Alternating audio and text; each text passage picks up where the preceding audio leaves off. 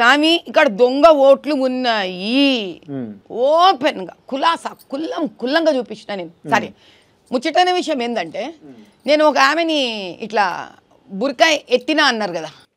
అవును, అసలు నేను ఆమెను ముట్టుకున్నది కూడా లేదు ఆడ. నువ్వు మళ్ళీ వీడియో మళ్ళీ చూడు. అంత మాత్రం సంస్కారం మా కూడా ఉందా స్వామి? మేము ఇట్లా ముట్టను కూడా ముట్టలే. బుర్కాలు లేపు చూడలేదా మీరు? అరే నువ్వు మళ్ళీ వీడియో చూడు స్వామి, నీకే అర్థమవుతాయి. నా వెనకనే ఉండని ఆ జర్నలిస్ట్ నన్ను ఎడ వదులుతారు రబ్బా మీరు. ఇందు వలడు అందు లేడు సందేహం వాళ్ళు ఎందెందుకు చూసినా ఆడే జర్నలిస్ట్ ఉండు. ఏదన్నా నువ్వు బలం ఉంటావు. నా వెనకనే తిరుగుతుండు ఆ పిల్లగాడు. నేను ఎడ ముట్టుకున్నా కానీ తమాషా అని చెప్పనా నీకది?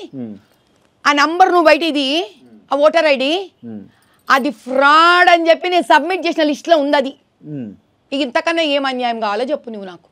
ఎవరి పేరు మీద నా మీద ఎఫ్ఐఆర్ వేసిండ్రో ఆ ఎఫ్ఐఆర్ ఓటర్ ఐడి నంబర్ ఏదైతే ఉందో దాన్ని నేను ఫేక్ ఓట్స్ సబ్మిట్ చేసిన ఫైల్ లా ఆ ఓటర్ నంబరు ఇల్లు కూడా లేదు దానికి.